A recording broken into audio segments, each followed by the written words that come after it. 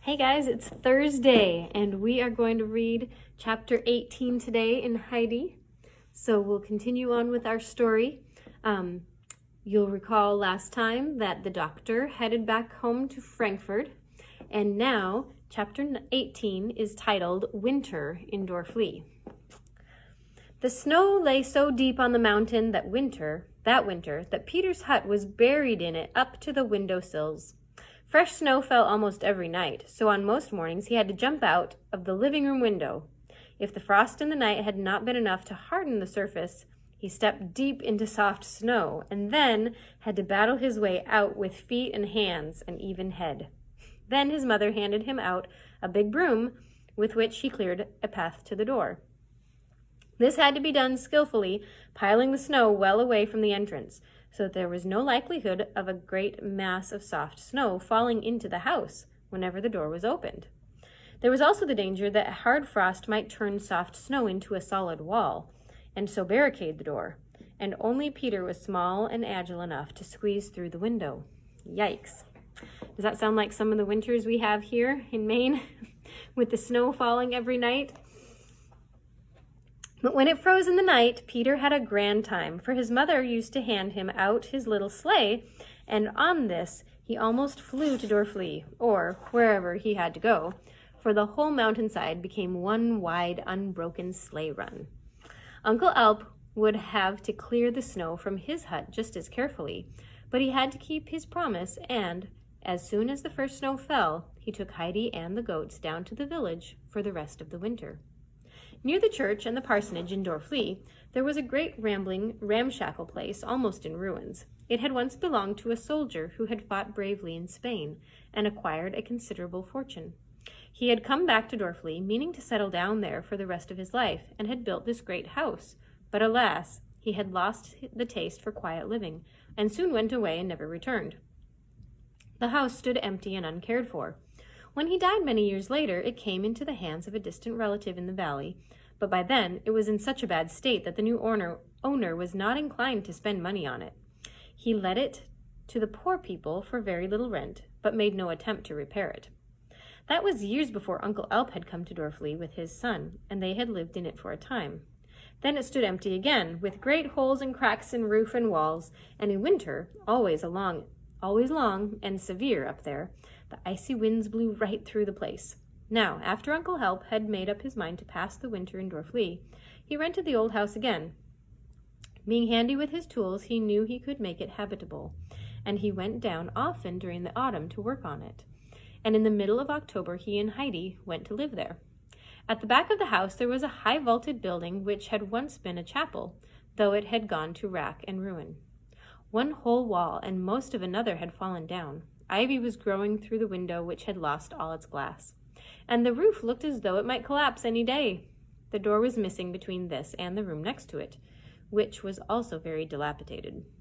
Grass was growing between the stones of the paved floor, and walls were crumbling and part of the ceiling was down. The rest only held because strong pillars supported it. Uncle Alp put up some wooden partitions here and laid straw on the floor to make winter quarters for the goats. Beyond this room was a passage half in ruins, but with cracks in the outer wall so wide you could see the sky and the fields through them. But at the end of all this was a solid oak door, still fixed on its hinges, leading to a fine room in quite good condition. It had paneled walls, and in one corner was an enormous white tilled stove, reaching nearly to the ceiling.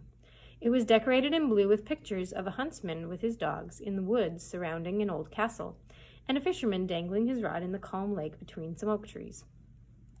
A seat was built on conveniently all around the stove, and as soon as Heidi came into the room with her grandfather, she ran straight over to it and sat down to look at the pictures. She slid along it until she reached the back of the stove and came to a place between it and the wall, which might have been intended for storing apples, but which now held her bed. It had been brought in from the loft just as it was, with its mattress of hay and sheet and the heavy linen cover. Heidi was delighted to find it there. "Oh, grandfather," she exclaimed happily, "my room! Isn't it lovely? Where are you going to sleep?" "I thought you ought to sleep close to the stove so that you won't freeze," he told her. "Now come and see my room." She followed him into the smaller one, where he had set up his bed. There was a second door beside it, which Heidi opened and saw a huge kitchen, bigger than any she had ever seen. There was still much to be done to it, though Grandfather had patched it until the walls looked as though they were made up of a lot of little cupboards. He had mended the heavy old outer door, too, with nails and screws so that it was possible now to shut it, and that it was comfortable for outside lay where wait, let me say that again. He had mended the heavy old outer door, too, with nails and screws, so that it was possible now to shut it. And that was a comfort, for outside lay ruins, hidden in tall weeds where beetles and spiders lurked. Heidi liked their new home very much, and she'd explored every nook and corner of it by the time Peter came to visit her next day. She took him over to it and would not let him go until he had seen all its surprises. She slept very well in her cozy corner, though at first she still thought herself back in the hayloft when she awoke in the morning, and started up to see if the fir trees were so quiet because snow had fallen in the night. Here she is showing Peter where the goats are, I guess, in the new home.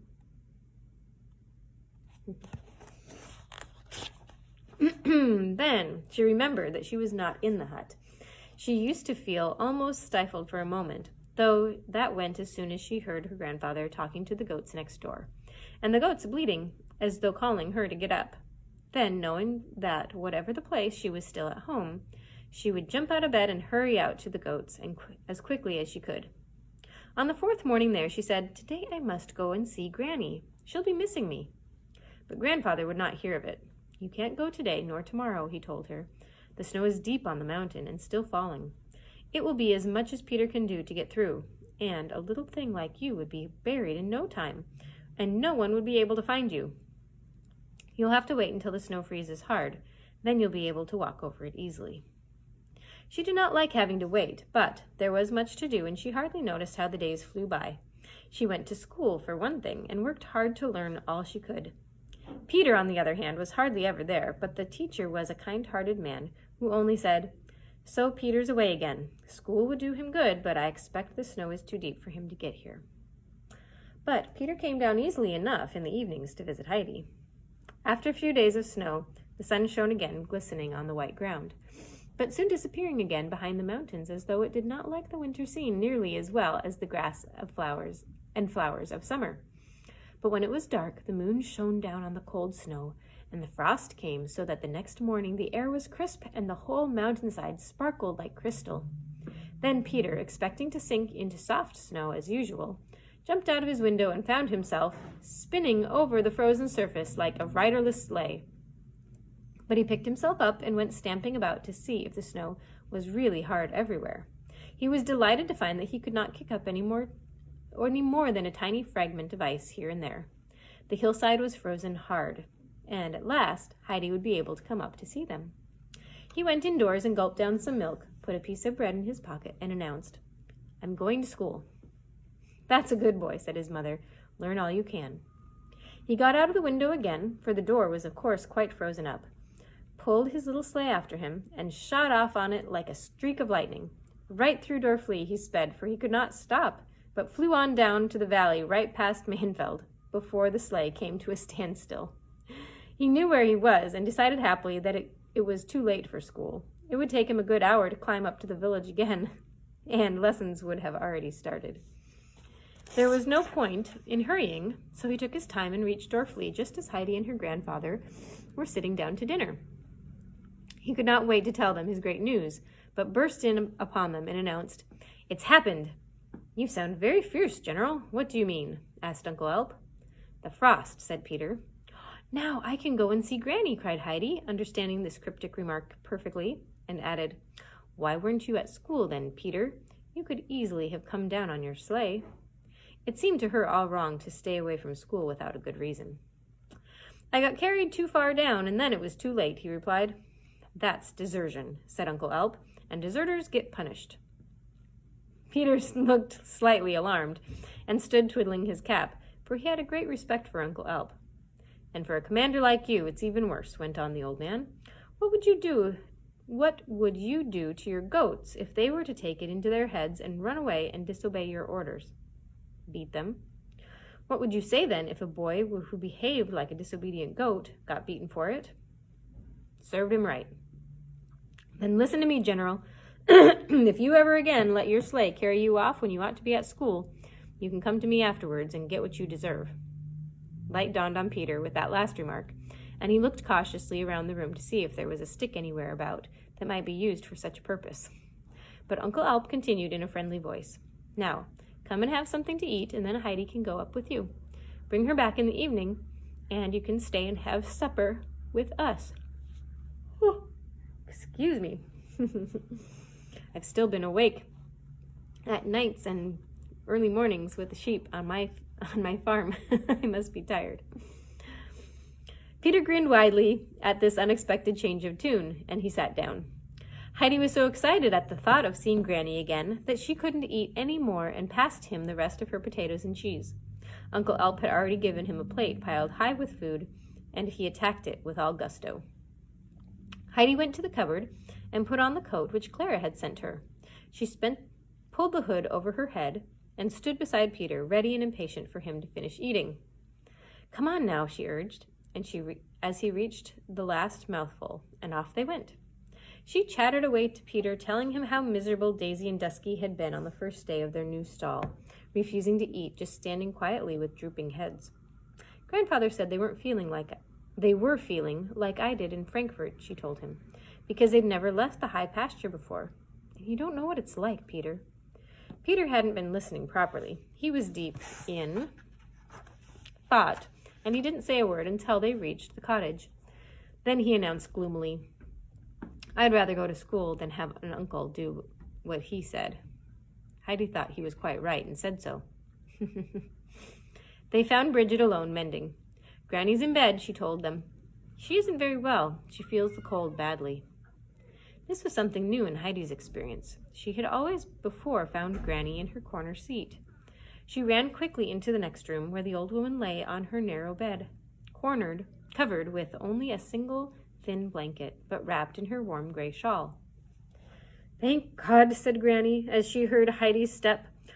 All through the autumn, she had been worrying secretly during the time when Heidi had not been able to visit her, for Peter had told her all about the visitor from Frankfurt, who had spent so much time with Heidi, and she had been sure that he must be going to take her away. Even after he'd gone back, she still expected to see someone come from Frankfurt and carry her off. Are you very ill, Granny? Asked Heidi, standing close beside her. No, no, said the old woman, stroking her fondly. It's only the frost which has got into my bones again. Will you be well when it turns warm again? Heidi persisted anxiously. Oh, I'll be back to my spinning wheel long before that, God willing, Granny assured her. I really meant to get up today, and I'll be all right again tomorrow, I'm sure. Heidi looked relieved. As her bright eyes took more in, she remarked, In Frankfurt, people put on a shawl when they go for a walk. Did you think it was meant to wear in bed, Granny? I put it on to keep me warm, Granny replied. My blanket's rather thin, and I'm thankful to have it. Your bed slopes down at the head instead of up, Heidi next observed. That's not right. I know, child, said Granny. It's not very comfortable. She tried to find a soft place for her head on the pillow, which was not much better than a piece of wood. It was never very thick, and my old head, resting on it for so many years, has worn it thinner still. I wish I'd asked Clara if I could bring the bed that I had in Frankfurt with me. It had 3 fat pillows, one on top of the other, and I kept slipping down the bed away from them, but I had to get back on them again before morning because that was the proper way to go to sleep in. Would you be able to sleep like that? Yes, indeed. It would be very cozy. It's easier to breathe, well propped up with pillows, Granny sighed, trying to raise her head a little. But we won't talk about that. I've got so much to be thankful for. More than many old sick people, the lovely rolls every day, and this fine warm shawl, and now you to visit me. Will you read to me today? Heidi fetched the old books and read her several hymns. They were all familiar ones, and she enjoyed the sound of them afresh after the long interval.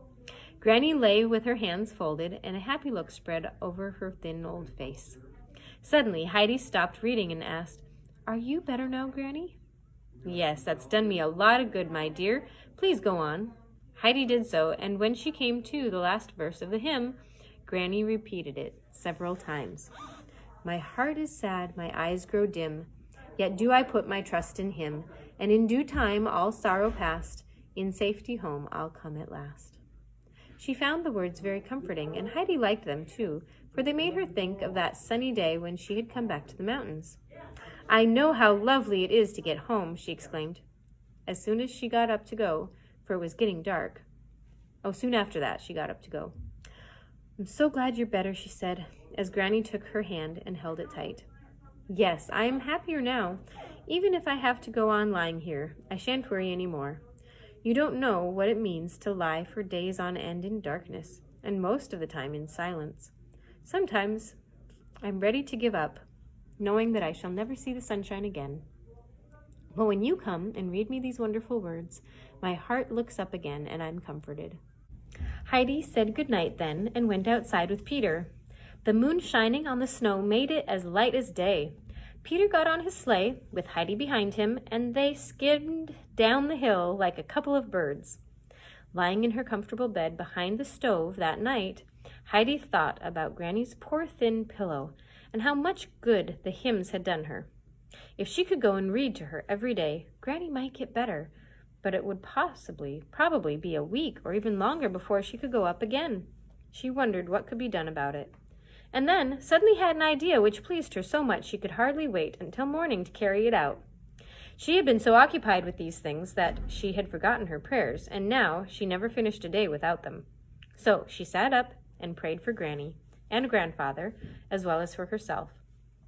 After that, she lay back on the soft hay and slept soundly until morning. And that's the end of chapter 18.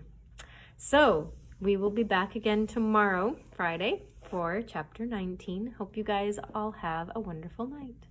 Until then.